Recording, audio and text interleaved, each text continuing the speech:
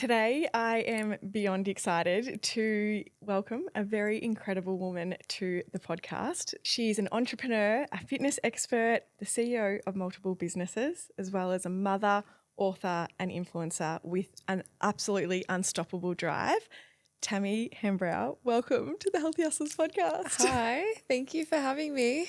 You can probably tell by my smile how excited I am to be joined by you today. Thank you for being here with me. No, I'm so excited to be here. I have loved following your journey for so many years now. I feel like, how many years have you actually been in the, public eye or social media space? Over a decade now. Wow. Like, it's crazy. Crazy, yeah.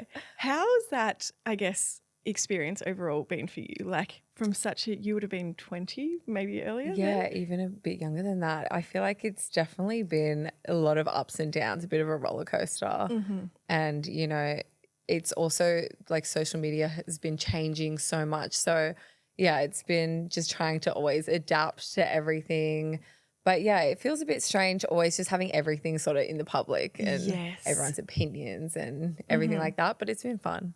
How have you worked through that over time, I guess, as you've evolved as a human and, as a mother and a business owner? Has there been any kind of, self-improvement work or therapy, counsels, any of that you've lent on to really, feel more comfortable in that? Yeah, definitely. I feel like it's always sort of been my mindset from the beginning. I have sort of like a very self-development, self-growth mindset. I love to read books on that. I do go to therapy. I just feel like you're never going to be perfect. There's always things that you can improve on and learn and always ways to grow. I don't think there's ever going to be a day where I wake up and I'm like, okay, I'm done now. Like I'm perfect. So I just think it's a continuous growth thing. And I focus on that pretty much every day. Every day. Yeah. And that's, so much of what your book is about, which is, a lot of the reason why we're chatting today. Show Up. Yep. Incredible. Absolutely loved it. I'm just been devouring it. It's beautiful. Yeah, thank you. I loved hearing about your journey too. Could you share a little bit of a, snapshot of the early years of when you had that, moment, that exact moment that you spoke about in the book where you knew that you were here for something? Yeah. So I had obviously grown up we didn't have a lot of money. We didn't have a lot of things. I lived with my dad. We lived in the valley. Like my school had 100 people overall, maybe less than that even. So it was just, I sort of only saw that as that was my whole reality. I didn't really see anything outside of that. Mm-hmm. And then I moved to Singapore to live with my mum and my stepdad, and it was just opened a whole new world to me. And he had this big library of books, and that's also what started my love of reading. Yeah. But it was sort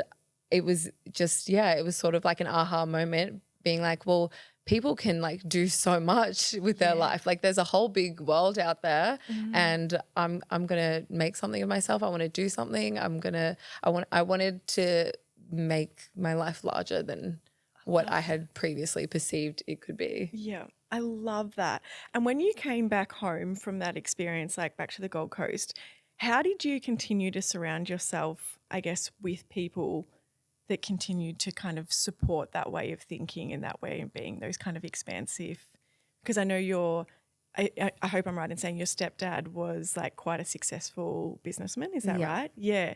So how did you continue to surround yourself with the right people so that you could build the success you have today? Yeah, well, I feel like in the beginning I actually had a lot of people that were sort of not getting my idea of what I wanted to do, or were very much naysayers, you're dreaming too big kind of thing. Mm-hmm.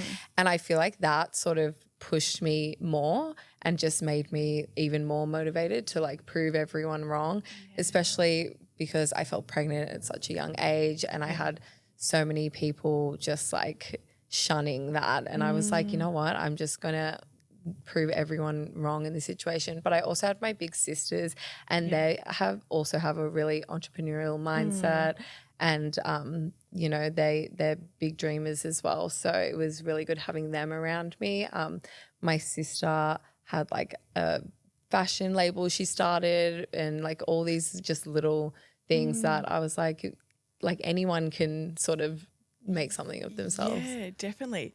That's just such an incredible mindset. I think especially, you know, when you mentioned becoming pregnant and people placing their opinions on you, to just stay so true to what it was that you wanted to create.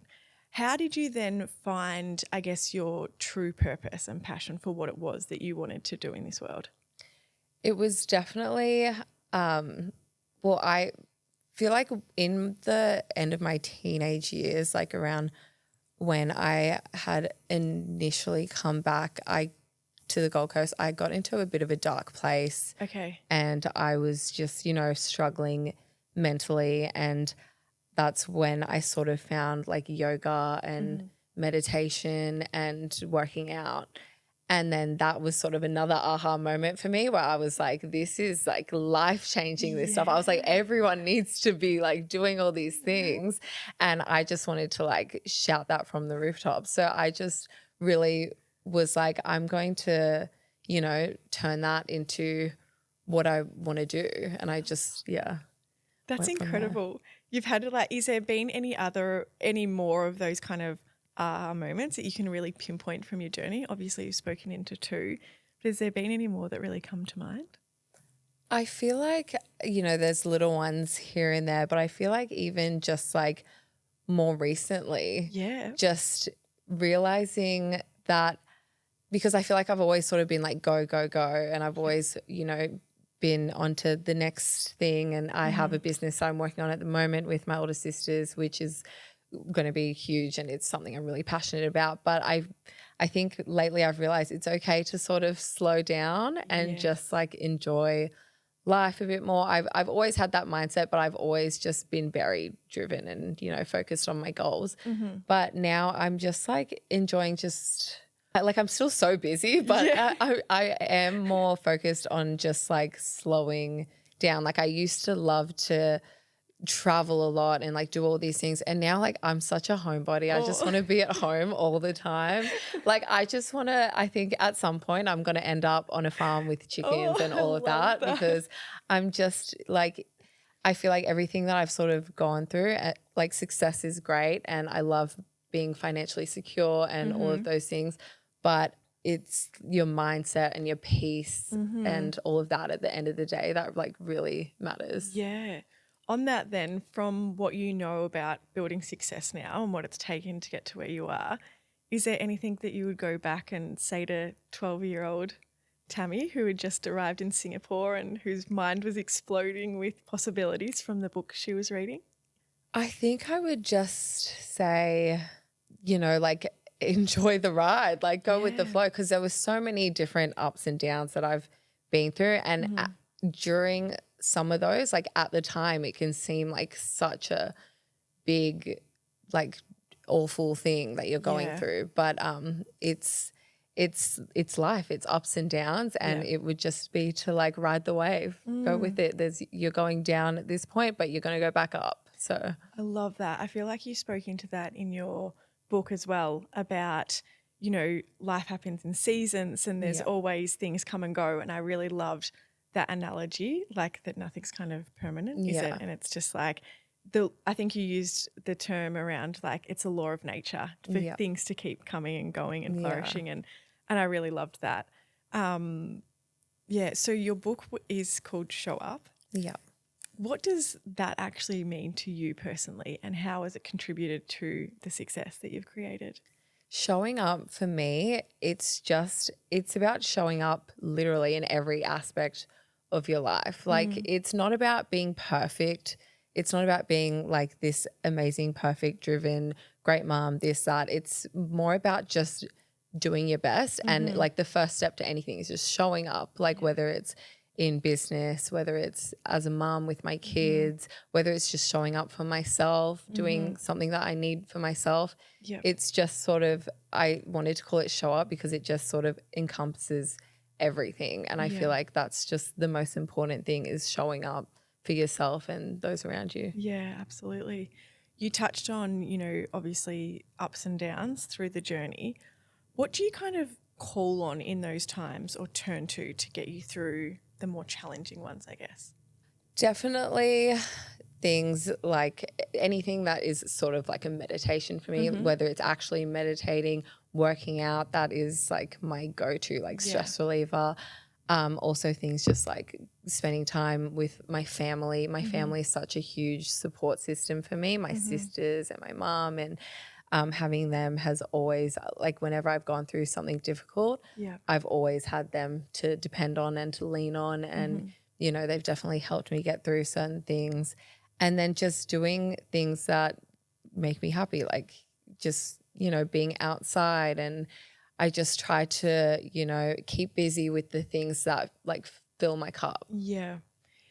You, in your book, there is a chapter called Sticks and Stones, and it was obviously around, you know, as you mentioned, you've been in the public eye for 10 years, and that comes with a lot of opinions. Yeah. How have you learnt to, you know, I guess, take criticism as someone else's opinion and not yours, like for it to actually not hurt you and affect you? Because I think the reason why I'm asking this too is because there are so many people that I think block starting what they desire or actually showing up for the dream that they have because of that fear of judgment. Yeah, I just feel like there's always going to be like outside noise and people's opinions, and no one's ever going to agree with you 100%. And yeah, I've sort of always had that from the beginning, sometimes more, sometimes less, and then more again. And then like, I'm just so used to it at this point, but I've just sort of always reminded myself that their opinion says more about them than it does about me. It's a reflection of them at the end of the day. And I just sort of need to let it like slide off my back. Like I just try to not like take it on. I hear it and I'm like, okay, I can just push that aside, because at the end of the day, I know myself and they don't actually know me personally. So yeah, I've grown a really thick skin and not taking things on board. And yeah, I also used to always tell myself, I'm like, the more people that love you, the more people that hate you. Oh, I like and that. I feel like I did that a lot in the beginning, especially as I started like growing a lot, and I just had so many people's opinions. So I just used to always like tell myself that, and I'm like, it's okay. Like this is like all part of it. That is so good. I love that. It's funny because I grew up in a small town and like very like gossipy kind of, you know, and when I moved away from there, it's like everyone has a story about you to kind of tell, not always the best one. And I remember saying to my brother, well, I'd rather be talked about than forgotten about. And it's like when you said that, I'm like, I love that. Like it's so true. But so you said that it's kind of something you have always had. Yes. Has that been from childhood, do you think, that it was instilled in you, or like watching people go before you and just knowing that that's a part of the process or a part of the journey? I think just because like, especially when I just started on like my sort of self-development journey, I just have always tried to have a positive mindset about situations. So I've just always sort of tried to have belief in myself and, you know, just always really tried to be positive about any situation. Like my stepdad used to tell me, like, don't complain about a situation because you can either change it, and if you can't change it, then there's no point in complaining. So I just always sort of have tried to see like the brighter side of things. And if it's something like all articles and trolls and things like that, like I honestly just won't even like bring it into my space anymore. Like I won't even look at, if I can see that something's like turning negative, I just won't even look. Like I just, I don't need to bring my energy to it. I don't need to focus on it. And it's just sort of been something I've always sort of practiced. Yeah, that is so good. And I guess it's one of those things that when you start practicing it, it just probably becomes more and more easy to do. Yeah, like it is practice. Like it hasn't, like it has taken effort to sort of get there.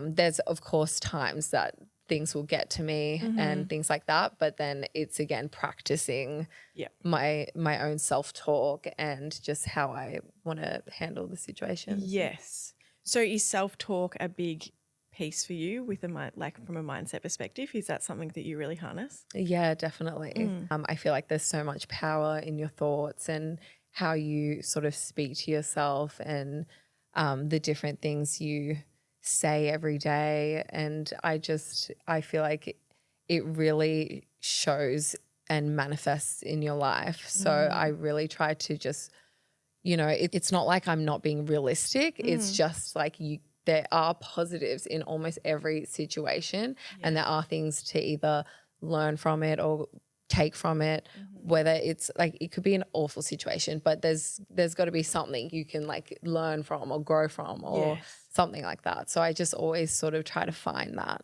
Yeah, I love that.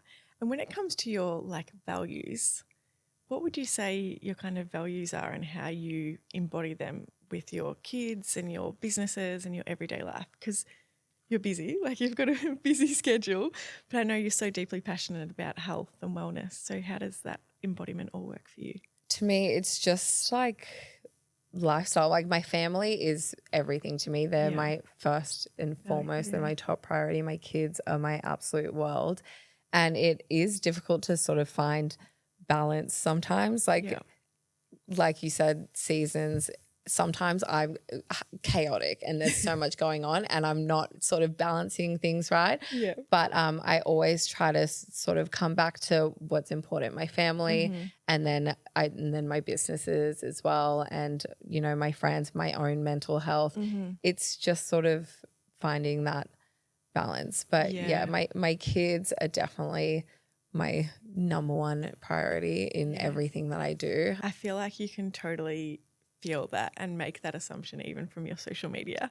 Like from an outsider, I'm like, you just can see how dedicated you are to them and them as little people and their growth and that family environment and bond that you have. It's really beautiful. I've sort of always wanted to have it all. Like I want to be a really hands-on mum, but then that can be tough trying to do my businesses and all of that as well. That's when things like delegating and things like that come into play.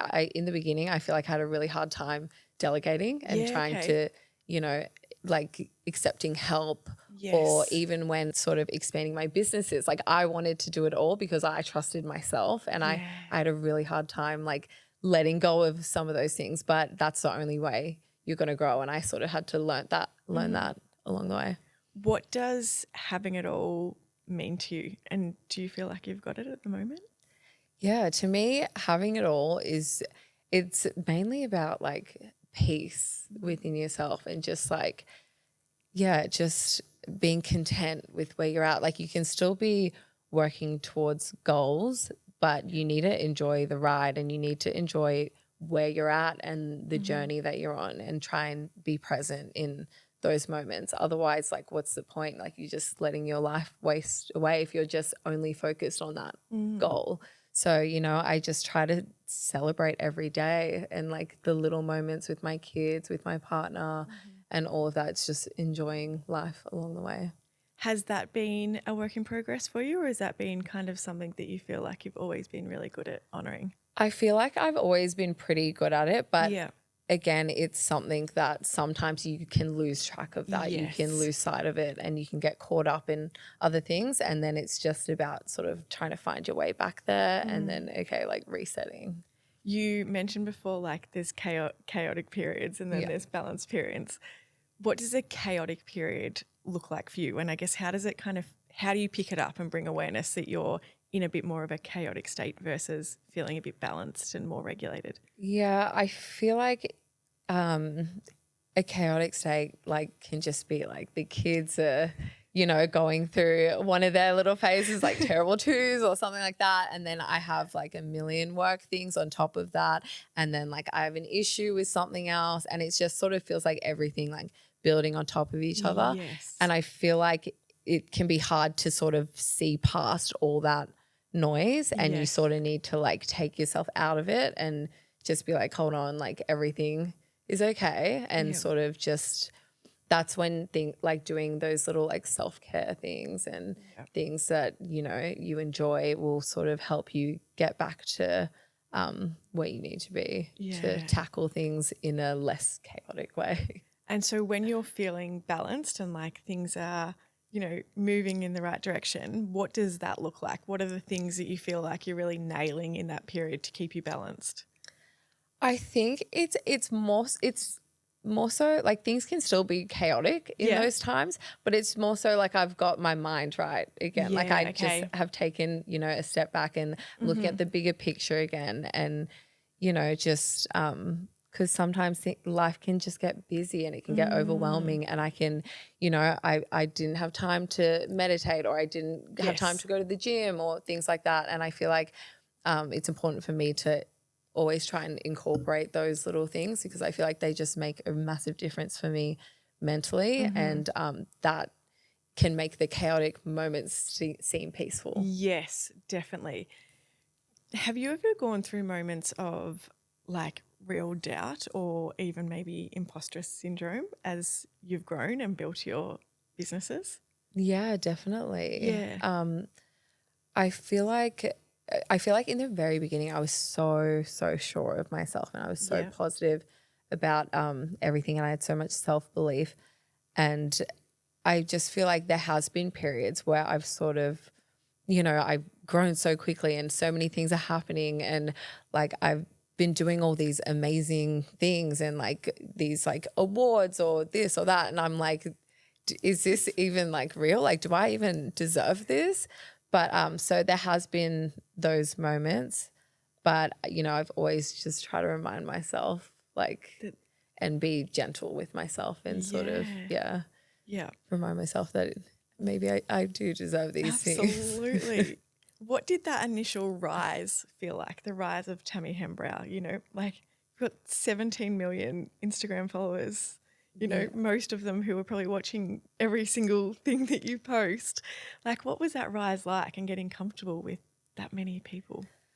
I think it felt quite like seamless in the beginning. Yeah, It felt okay. quite like it was like mind blowing, but Yeah. it was sort of what I expected, because I Yep. was sort of set out to do that. So I just thought I Yes. was doing what I was trying to do. Like I was trying to harness my social media. I was trying to grow. I was trying to do all these things, and it just sort of felt like the work I was doing was paying off. Amazing. Were there any mindset shifts that you feel were kind of really, I guess, critical to scaling your personal brand and your businesses? I feel like I definitely have like an abundance mindset, and I feel like that's really important in trying to grow my personal brand and my businesses. It's sort of just telling myself that there is so many opportunities out there. There's so much you can do. Yes. And also not being afraid to do something, because like certain markets are saturated and things like that. But I always have told myself there's room for everyone. Like you just got to find what you're good at, and you just got to bring what you can to the table. And yeah, there's endless opportunities. So I feel like that sort of mindset has been really helpful for me. I love that. I feel like having an abundant mindset literally just like sets you free, doesn't it? Because it's just like you said, those possibilities do become endless.